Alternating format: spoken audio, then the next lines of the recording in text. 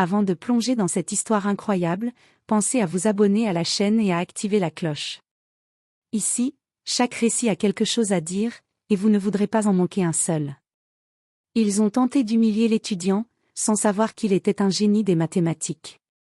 Dans la banlieue cossue de Lexington, le lycée Jefferson, situé au sommet d'une colline verdoyante, ne ressemblait pas à une école.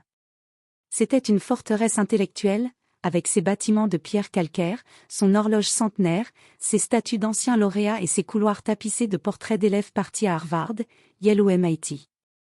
Dans ce sanctuaire de l'élite, l'intelligence n'était pas seulement valorisée, elle était attendue, exigée, presque imposée.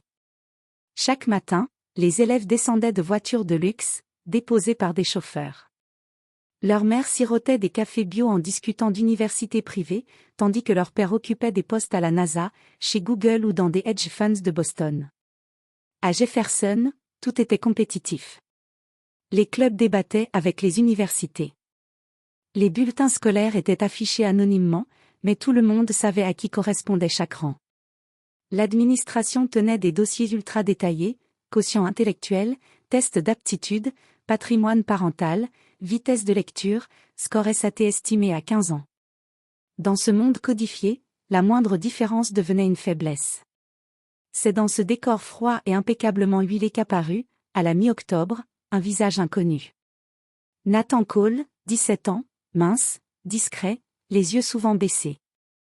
Il arriva seul, sans discours de bienvenue. Aucun directeur ne le présenta à la classe. Il s'installa dans le silence. Il ne portait ni montre connectée, ni marque haut de gamme. Son sac était usé. Ses chemises n'étaient jamais repassées. Et surtout, il n'avait aucun badge d'appartenance aux clubs élitistes de l'école.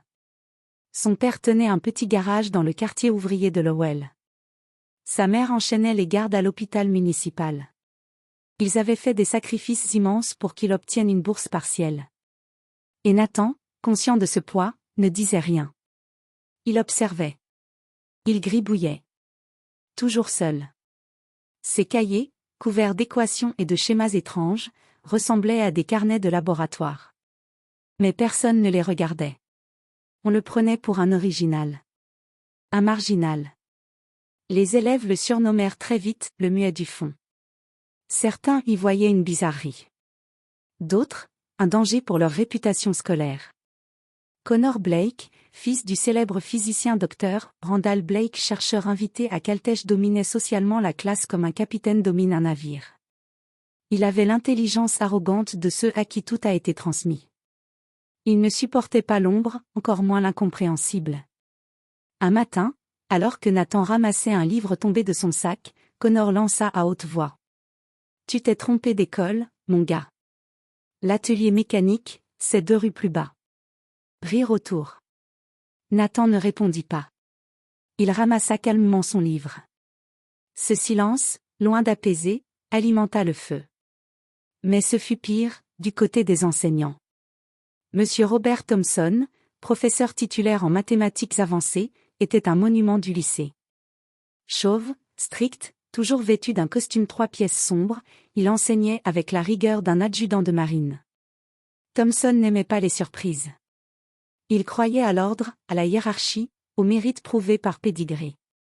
Il sélectionnait chaque année une poignée d'élèves méritants à qui il offrait du temps supplémentaire, des références prestigieuses, des opportunités de concours. Nathan n'avait aucun de ces codes. Aucune lettre de recommandation d'un ancien professeur. Aucune distinction. Juste une inscription de dernière minute et un dossier vide aux yeux de l'administration Mesne. Thomson l'ignora au départ. Puis, frustré de ne pas voir Nathan lever la main, il se mit à le viser plus directement. « Monsieur Cole, puisque vous semblez si passionné par vos dessins au fond de la classe, venez donc résoudre ceci au tableau. » Ce jour-là, Nathan résolut calmement un exercice de combinatoire, à l'envers, en sautant 2 étapes. Thomson fronça les sourcils. Il n'apprécia pas. Pas du tout. Il pensait avoir pris Nathan en défaut. Et voilà que ce garçon, sans nom, sans histoire, sans titre de gloire, lui tenait tête. En silence. Sans jamais réclamer la moindre reconnaissance. Un matin d'automne, dans la salle 204 du lycée Jefferson, l'atmosphère était électrique. La lumière tamisée par les volets laissait filtrer des rayons obliques qui dansaient sur les bureaux impeccablement alignés. Au tableau, M. Thompson, silhouette imposante aux lunettes cerclées d'acier, se tenait droit comme un général avant la bataille. Il traça lentement, d'une main assurée, une équation complexe, un mélange d'intégrales doubles, de fonctions trigonométriques et de suites récursives. Un défi redoutable, destiné à tester la logique, la rigueur, et à humilier ceux qu'il considérait comme faibles. Puis, son regard se fixa sur Nathan, assis au fond, le visage impassible. Résolvez ceci sans calculette, sans logiciel, et sans l'aide de personne. Si vous ne trouvez pas, vous n'avez rien à faire dans mon cours. Le silence s'abattit comme une chape de plomb. Chaque élève sentit la pression monter, les yeux braqués sur le nouveau venu. Ce n'était pas qu'un simple exercice, c'était une mise au défi public, une manière de déclarer. Montre ce que tu vaux, ou disparais. Nathan, sans un mot, se leva. Son sac glissa au sol, étouffant un bruit sourd. Il avança vers le tableau, la craie dans la main droite, les yeux fixés sur l'équation. Il prit une profonde inspiration, le monde autour de lui semblait s'effacer. Il commença à écrire. Sa main bougeait avec une fluidité déconcertante, chaque symbole posé avec une précision presque chorégraphiée, comme s'il dessinait une partition musicale complexe. Mais ce n'était pas une simple application de règles apprises, c'était une danse intellectuelle, où chaque pas s'enchaînait avec une logique implacable. Au bout de 2 minutes, il s'arrêta, plissa les yeux, puis effaça une petite portion de l'équation. D'un geste discret, il corrigea ce qu'il avait immédiatement reconnu comme une erreur dans l'énoncé. Une faute que même M. Thompson n'avait pas vue. Nathan réécrivit la portion manquante, parfaitement équilibrée. Puis il poursuivit.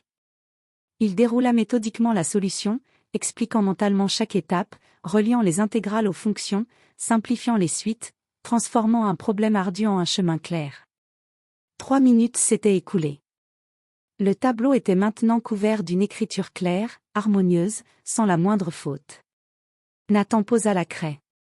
Son regard se tourna lentement vers la classe, puis vers M. Thompson. L'équation initiale était bancale. J'ai dû la rééquilibrer pour qu'elle soit solvable. Le silence fut total. M. Thompson, habituellement dominateur, restait figé, presque incrédule.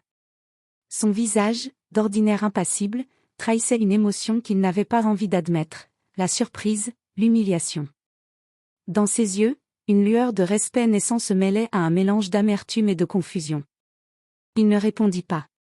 La salle était suspendue à ce moment, comme si le temps s'était arrêté. Ce jour-là, Nathan ne gagna pas seulement le respect de ses camarades. Il gagna une place non pas par la faveur, mais par la force tranquille de son génie. 2 mois plus tard, l'atmosphère au lycée Jefferson était chargée d'une excitation palpable et de nervosité. Chaque année, cette école d'élite organisait une épreuve interne de sélection pour désigner son représentant au prestigieux concours national de mathématiques avancées. Ce concours, retransmis en direct sur des chaînes éducatives nationales et suivi de près par les universités les plus prestigieuses, était une véritable institution pour la communauté scientifique en herbe. Dans les couloirs du lycée, tout le monde connaissait le favori. Liam Weston, élève brillant, fils de professeur d'université, avait été préparé avec soin depuis des mois. Son nom était sur toutes les lèvres, sa victoire semblait une évidence. Nathan Cole, lui, n'était même pas inscrit sur la liste des candidats. Peu d'élèves et encore moins de professeurs pensaient qu'il avait une chance d'être choisi un jour pour un tel défi. Mais la veille de l'épreuve, un coup du sort bouleversa le scénario attendu, Liam Weston fut victime d'une violente appendicite et dut être hospitalisé en urgence. Dans la panique, la direction du lycée se tourna vers Nathan. Faute de mieux, il fut désigné comme remplaçant, par défaut. Personne, vraiment personne, ne s'attendait à grand-chose. Le jour du concours, Nathan arriva tôt au Massachusetts Institute of Technology, temple mondial des sciences et des mathématiques. La salle où se déroulait l'épreuve était un amphithéâtre moderne, baigné d'une lumière froide, aux murs immaculés, équipé de grands tableaux blancs parfaitement effacés. Les 16 candidats, venus des écoles les plus prestigieuses du pays, s'installèrent silencieusement derrière leur bureau. Le règlement était strict. Aucune calculatrice, aucun ordinateur, aucun livre. Juste eux, leur esprit, et la craie. La tension était palpable. Chaque concurrent connaissait la réputation du concours, des problèmes insolubles, des défis réservés à ceux dont le génie ne faisait aucun doute. L'épreuve finale portait sur un problème ouvert, de niveau universitaire avancé, inspiré de la conjecture de Collatz. Ce problème, connu pour sa simplicité d'énoncé mais son inaccessibilité au sens rigoureux, avait défié les plus grands mathématiciens depuis des décennies. Dès les premières minutes, le stress gagna la salle. Certains candidats griffonnaient frénétiquement sur des feuilles volantes. D'autres effaçaient puis réécrivaient des formules. La peur de l'échec se lisait sur leurs visages crispés. Mais Nathan resta calme. Assis droit, il observait, réfléchissait, puis se leva lentement. D'un geste assuré, il commença à tracer sur le tableau une structure différente, un graphe orienté complexe. Il associa des propriétés topologiques à des suites entières, dessinant une carte inédite du problème. Son raisonnement mêlait théorie des graphes, logique probabiliste et raisonnement symbolique, un cocktail novateur et audacieux que personne dans la salle n'avait envisagé. Au bout de 12 minutes, Nathan leva la main. Un surveillant s'approcha, incrédule. « Terminé ?» demanda-t-il. « Oui. » Les juges, intrigués, se rapprochèrent. Ce qu'ils virent les laissa sans voix. Ce n'était pas une solution complète, personne ne s'attendait à ça, mais une nouvelle approche, élégante et puissante, capable d'ouvrir de nouvelles voies pour la résolution du problème. Même les professeurs du jury sortirent leur téléphone pour photographier le tableau, conscients qu'ils venaient d'assister à un moment exceptionnel. Un silence solennel s'installa. Puis, lentement, un des juges se leva et applaudit. Très vite, les applaudissements fusèrent, emportant toute la salle. À peine les premières lueurs du jour filtraient-elles à travers les fenêtres de la maison modeste de Nathan, que le monde extérieur était déjà en ébullition. Le New York Times avait fait sa une sur ce garçon discret de 17 ans, qu'il présentait comme un « génie discret ayant bouleversé le monde des mathématiques ». Une longue enquête retraçait son parcours, ses origines modestes, son ascension presque invisible dans un univers réservé à l'élite. Des analystes, des professeurs renommés y déclaraient à l'unisson que Nathan avait offert une nouvelle direction à des décennies de recherche bloquées. Sur CNN, une émission spéciale fut consacrée à cet étudiant hors norme. Des mathématiciens de renom, des anciens lauréats de la médaille Fields, des journalistes scientifiques s'y succédaient pour analyser la portée de sa proposition. Une présentatrice passionnée lançait. Nathan Cole, le garçon qui a osé corriger ses professeurs, et qui, en un geste simple, a impressionné les meilleurs chercheurs du pays. Dans les heures qui suivirent, la boîte aux lettres électroniques de Nathan fut submergée. Des lettres d'Harvard, de Stanford, de Princeton affluaient, proposant non seulement des bourses d'études complètes, mais aussi des programmes personnalisés pour intégrer directement les laboratoires de recherche, avec un mentorat de haut niveau. Des projets de recherche dans les domaines les plus pointus, de la cryptographie quantique à la modélisation biologique, lui étaient proposés. Même la prestigieuse Clay Mathematic Institute entra en contact, offrant une opportunité unique de travailler avec des mathématiciens de renom, là où se forgeaient les théories les plus avancées. Puis, un message inattendu, une lettre manuscrite, d'une élégance rare, en provenance d'un lauréat de la médaille Fields, qui lui écrivait avec émotion. « Je n'ai jamais adressé une lettre à un lycéen. Votre travail m'a rappelé pourquoi j'ai choisi les mathématiques. Poursuivez cette quête avec humilité et passion. » Le lundi suivant, Nathan franchit à nouveau les portes du lycée Jefferson. Mais tout avait changé. Les couloirs, auparavant animés par des chuchotements moqueurs, étaient désormais marqués par un silence respectueux. Ceux qui avaient ri de lui détournaient le regard, envahis par une nouvelle forme de reconnaissance mêlée à la gêne. À la cafétéria, plusieurs élèves lui offrirent timidement une place, mais il déclina poliment, préférant rester à son coin habituel, fidèle à sa discrétion. Monsieur Thomson, son ancien professeur de mathématiques, l'attendait devant la salle de classe. L'homme, autrefois distant et rigide, s'approcha et, d'un geste mesuré, lui tendit la main. « Nathan, je crois qu'on s'est trompé sur toi. Je te dois des excuses. » Et un tableau.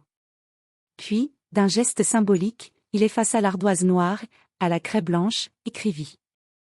Nathan Cole intervenant invité, théorie des graphes et conjectures ouvertes. Il lui proposa d'animer un atelier hebdomadaire destiné aux élèves les plus avancés, une véritable reconnaissance officielle de son talent. Mais Nathan refusa, avec douceur et humilité. Merci, monsieur Thomson. Mais je préfère continuer à travailler seul. Il y a tant de choses que je ne comprends pas encore, et je dois avancer à mon rythme. Quelques jours plus tard, une journaliste du Boston Globe le rencontra dans la bibliothèque municipale, où il passait toujours des heures à lire, à réfléchir. Elle lui demanda. Pourquoi ne vous êtes-vous jamais mis en avant que tout cela n'éclate? Pourquoi ce silence? Nathan sourit, le regard posé sur un vieux livre d'algèbre abstraite. Parce qu'un vrai mathématicien ne cherche pas à briller. Il cherche à comprendre.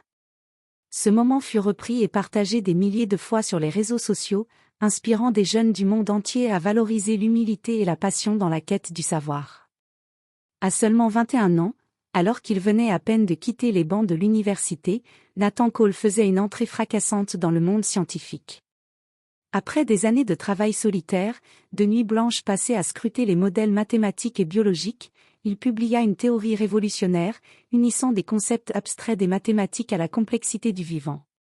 Sa recherche portait sur la modélisation mathématique des mécanismes cellulaires impliqués dans les maladies dégénératives, comme la maladie d'Alzheimer ou certaines formes de Parkinson. Cette théorie ouvrait des perspectives inédites pour la compréhension, et surtout le traitement, de ces pathologies. Rapidement, ses travaux furent reconnus par les plus grands laboratoires, les institutions de recherche médicale et les revues scientifiques internationales. Nathan devint un nom respecté, cité dans les conférences, invité aux colloques internationaux, salué par ses pairs. À 23 ans, il recevait déjà des prix prestigieux pour ses découvertes. Des universités de renommée mondiale lui proposaient des postes de professeur invité, des collaborations stratégiques avec les meilleurs chercheurs, et même des financements massifs pour ses projets innovants. Pourtant, derrière cette célébrité montante, il restait le même jeune homme humble, discret, attaché à ses habitudes simples. Pas de strass ni de paillettes. Plutôt l'intensité du travail, la quête de sens, et la certitude que la science devait servir l'humanité. Mais dans les murs du lycée Jefferson, là où tout avait commencé, on continuait de raconter son histoire comme une légende. Les anciens camarades se souvenaient encore de ce garçon silencieux, toujours au fond de la classe, dont personne ne mesurait alors la profondeur. Ce même garçon que M. Thomson, autrefois dur et distant, avait regardé avec un mélange de surprise et de respect, réalisant trop tard que sous cette modestie se cachait un esprit exceptionnel. Dans les couloirs, les professeurs racontaient encore la scène où Nathan, à la craie blanche, avait corrigé une équation sur le tableau noir, offrant une leçon d'humilité que personne n'avait oubliée. Nathan Cole n'était plus seulement un chercheur de génie. Il était devenu un symbole, celui de la force tranquille, de la passion silencieuse, de la grandeur qui ne se mesure ni aux trophées ni aux honneurs, mais à la détermination d'apprendre, de comprendre et de faire avancer le savoir.